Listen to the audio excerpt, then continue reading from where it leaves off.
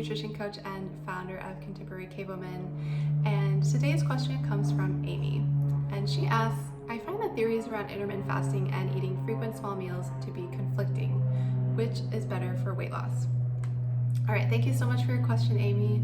I know intermittent fasting is really trendy right now, and there's a lot of information out there about it, and so I'm happy to tackle this question. So first, really quick, for anybody who's not familiar with it, intermittent fasting simply means eating during certain periods or windows, and then not eating for others. So for example, that could look like fasting completely for say 1 to 2 days a week and eating normally the other days. Or another really popular version is 16-8, where you eat in an 8-hour window throughout the day, you fast for the other 16. So that might look like eating between 12 p.m. and 8 p.m. and then fasting from 8 p.m. until noon the next day. Frequent feedings, on the other hand, kind of self-explanatory, but it often looks like eating every 3 to 4 hours or so, which ends up being like eating 4 to 6 smaller meals throughout the day. So when it comes to weight loss, honestly, both of these can work because with both approach, you can create a calorie deficit. And that is ultimately what is needed to lose the weight. And so I think actually a lot of times people start seeing results soon with intermittent fasting because what it does, they've simply narrowed their eating window, and so they naturally end up eating less, therefore creating a calorie deficit, which is what they need to lose the weight. Now, that being said, both approaches can work. However, I do recommend the more frequent meals more often for people, especially when it comes to women. And that is because women's hormones are a lot more sensitive than men's, unfortunately.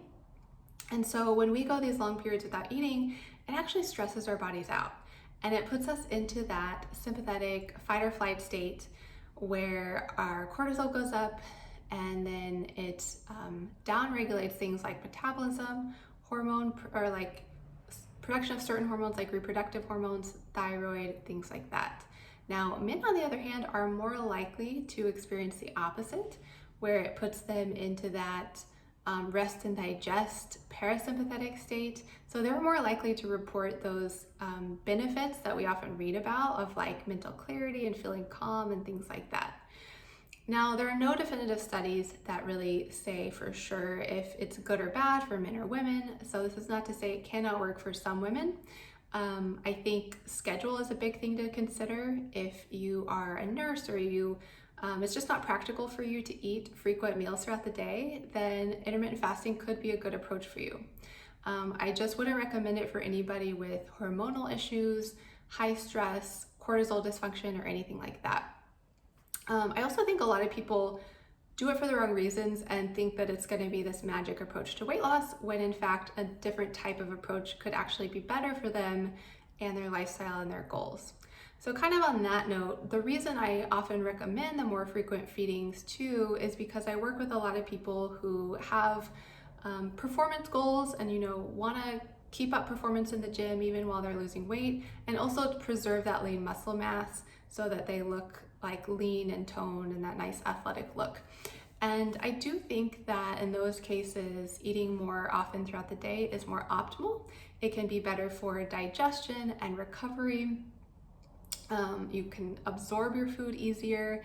And then I think the key here is just to eat balanced meals, and then making sure you're getting protein with all of them. So 4 to 5 meals throughout the day. I think 6 is maybe a little overkill, but 4 to 5 meals, make sure you're getting protein with all of them, and that's going to help maintain performance and preserve lean muscle tissue, possibly even build muscle while you're losing the weight.